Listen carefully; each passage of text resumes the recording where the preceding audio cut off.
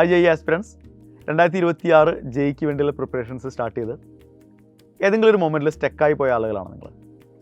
അല്ലെങ്കിൽ വീട്ടിലിരുന്ന് self preparation start ചെയ്ത് പക്ഷേ അത് കൺസിസ്റ്റൻ്റ് ആയിട്ട് മുന്നോട്ട് കൊണ്ടുപോകാൻ പറ്റുമോ എന്ന സംശയത്തിലാണ് നിങ്ങൾ. സ്വാഭാവികമാണ്. കാരണം നമുക്കറിയാം സെൽഫ് പ്രിപ്പറേഷൻ എന്ന് പറയുന്നത് എപ്പോഴും വളരെ ചലഞ്ചിങ് ആണ്. നിങ്ങൾ ഡിസ്ട്രാക്റ്റഡായി പോകാനുള്ള ഒരുപാട് അവസരങ്ങൾ നമ്മുടെ മുന്നിലുണ്ട്. ഫോക്കസർ അല്ലാതായി പോകാനുള്ള ഒരുപാട് ചാൻസസ് ഉണ്ട്. അപ്പോൾ ഒരു വെൽ ഡിസൈൻഡ് ആയിട്ടുള്ള ഒരു സ്ട്രക്ചേർഡ് ആയിട്ടുള്ള ഒരു സ്റ്റഡി സ്ട്രാറ്റജിയിലൂടെ അല്ലാതെ ഒരു സെൽഫ് പ്രിപ്പറേഷനിലൂടെ ജെഇ പോലൊരു കോമ്പറ്റേറ്റീവ് എക്സാമിനേഷൻ ക്രാക്ക് ചെയ്യുക എന്ന് പറയുന്നത് നമ്മളെ സംബന്ധിച്ചിടത്തോളം വളരെ ബുദ്ധിമുട്ട് തന്നെയാണ്. അപ്പോൾ അങ്ങനെയുള്ള ആളുകളെ സപ്പോർട്ട് ചെയ്യാൻ വേണ്ടിയാണ് സൈലം ഓൺലൈൻ ജെഇ റിപ്പീറ്റർ പ്രോഗ്രാമായിട്ടുള്ള ധീര ബാച്ച് സ്റ്റാർട്ട് ചെയ്തിട്ടുള്ളത്. അപ്പോൾ ആൾറെഡി ധീര ബാച്ചിൻ്റെ ക്ലാസ്സുകളൊക്കെ റൺ ചെയ്തുകൊണ്ടിരിക്കുന്നുണ്ട്. നിങ്ങൾക്ക് ഇപ്പോഴും നിങ്ങളൊരു സെൽഫ് പ്രിപ്പറേഷൻ നടത്തുന്ന ഒരാളാണെങ്കിൽ നിങ്ങൾക്കൊരു സപ്പോർട്ട് വേണം എന്ന് നിങ്ങൾക്ക് തോന്നുകയാണെങ്കിൽ തീർച്ചയായിട്ടും നിങ്ങൾക്ക് ഇപ്പോഴും ധീര ബാച്ചിലേക്ക് സ്വാഗതം. ഇപ്പോൾ ജെഇ പോലൊരു കോമ്പറ്റേറ്റീവ് പരീക്ഷയ്ക്ക് നമ്മൾ പ്രിപ്പയർ ചെയ്യുമ്പോൾ അതും നിങ്ങൾ സെൽഫ് പ്രിപ്പറേഷൻ ആണെങ്കിൽ ഇനി പറയുന്ന കാര്യങ്ങൾ നിർബന്ധമായി നിങ്ങൾ ശ്രദ്ധിക്കണം. ഒന്ന്, നിങ്ങൾ ഡിസിപ്ലിൻഡ് ആയിരിക്കണം. അതായത് നിങ്ങൾക്ക് നിങ്ങളുടേതായിട്ടുള്ളൊരു പ്ലാൻ ഉണ്ടാവണം. ഓരോ ദിവസവും നമ്മൾ എത്ര സമയം പഠിക്കണമെന്നും എത്ര സമയമാണ് നമ്മൾ ബാക്കിയുള്ള കാര്യങ്ങൾക്ക് മാറ്റി വെക്കേണ്ടതെന്നും അതുപോലെ ഓരോ ആഴ്ചയും, അതായത് ഞാൻ പറഞ്ഞു വന്നത് നിങ്ങൾക്കൊരു ഡെയിലി പ്ലാൻ ഉണ്ടാവണം, നിങ്ങൾക്കൊരു വീക്ക്ലി പ്ലാൻ ഉണ്ടാവണം. ആ പ്ലാൻ ഉണ്ടാവുക എന്നുള്ള മാത്രമല്ല, ആ പ്ലാൻ അതുപോലെ തന്നെ കൃത്യമായിട്ട് എക്സിക്യൂട്ട് ചെയ്യാൻ കഴിയുക എന്നതുകൂടിയാണ് ഡിസിപ്ലിൻ എന്നതുകൊണ്ട് ഞാൻ ഉദ്ദേശിച്ചത്.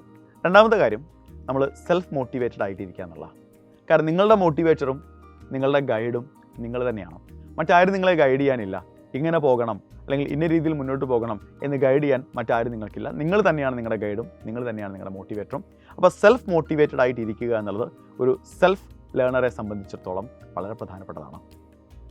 ഈ രണ്ടിനുമൊപ്പം അപ്പോൾ നമുക്കറിയാം നമ്മൾ പഠിച്ച് മുന്നോട്ട് പോകുന്നുണ്ട്.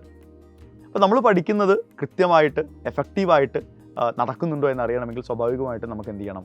പരീക്ഷകൾ എഴുതുക തന്നെ വേണം. നമുക്കറിയാം ജെഇ എന്ന് പറയുന്ന കോമ്പറ്റേറ്റീവ് പരീക്ഷ ഇന്ത്യയിലെ ഏറ്റവും ടഫസ്റ്റായ പരീക്ഷകളിൽ ഒന്നാണ്, നമുക്ക് നന്നായിട്ട് അറിയാം. അപ്പോൾ നമ്മൾ പഠിച്ചു പോകുന്നതിനൊപ്പം നമ്മൾ എത്രത്തോളം പഠിച്ചിട്ടുണ്ട് എന്നും നമ്മൾ എവിടെയാണ് നിൽക്കുന്നതെന്നും കൃത്യമായിട്ട് അറിയണമെങ്കിൽ തീർച്ചയായിട്ടും നിങ്ങൾ പരീക്ഷകൾ എഴുതുക തന്നെ വേണം, എക്സാമുകൾ എഴുതുക തന്നെ വേണം. അപ്പോൾ നമ്മൾ വീക്ക്ലി എക്സാമുകൾ എഴുതാൻ പറ്റുമ്പോഴെല്ലാം നിങ്ങൾ എഴുതണം. എഴുതാൻ പറ്റുമ്പോൾ എന്നുള്ളതല്ല, തീർച്ചയായിട്ടും നിങ്ങൾ ചെയ്യേണ്ട ഒരു കാര്യം തന്നെയാണ് വീക്ക്ലി എക്സാമുകൾ എഴുതുക എന്നുള്ളത്. എല്ലാ ആഴ്ചയും നിങ്ങൾ ആ ഒരാഴ്ച പഠിച്ചു കഴിഞ്ഞ ടോപ്പിക്കിൽ നിന്ന് പരീക്ഷകൾ എഴുതാനുള്ള ഒരു സംവിധാനം നിങ്ങൾക്കുണ്ടാവണം. അതിനൊപ്പം ഓരോ ചാപ്റ്റർ കഴിയുമ്പോഴും ചാപ്റ്റർ വൈസ് എക്സാമുകൾ എഴുതാനുള്ള സംവിധാനം നിങ്ങൾക്കുണ്ടാവണം. ഒന്നിലധികം ചാപ്റ്ററുകൾ ചേർന്ന് വരുന്ന ക്യുമുലേറ്റീവ് എക്സാമുകൾ എഴുതാനുള്ള സംവിധാനം നിങ്ങൾക്കുണ്ടാവണം.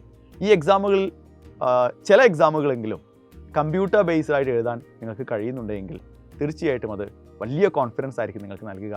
കാരണം ജെഇ എന്ന് പറയുന്നത് നമുക്കറിയാം കമ്പ്യൂട്ടർ ബേസ്ഡ് ആണ്, CBT ആണ്.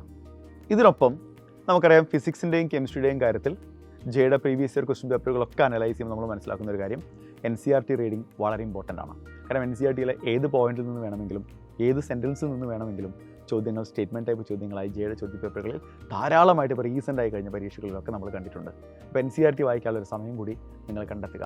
ഇങ്ങനെ സിസ്റ്റമാറ്റിക് ആയിട്ട് മുന്നോട്ട് പോയാൽ 2026 ജെഇ ഈസി ആയിട്ട് നിങ്ങൾക്ക് ക്രാക്ക് ചെയ്യാൻ പറ്റും.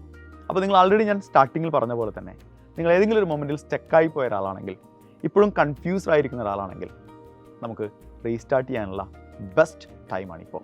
അപ്പോൾ എത്രയും പെട്ടെന്ന് ഒരു തീരുമാനമെടുക്കുക, അടിപൊളിയായിട്ട് പ്രിപ്പയർ ചെയ്യുക. 2026 ജെഇ നമുക്ക് ക്രാക്ക് ചെയ്യാൻ സാധിക്കണം. ഇന്ത്യയിലെ പ്രീമിയം ഇൻസ്റ്റിറ്റ്യൂട്ടുകളായിട്ടുള്ള NITകളിലും IITകളിലും അഡ്മിഷൻ എടുക്കാൻ നമുക്ക് സാധിക്കണം. All the best.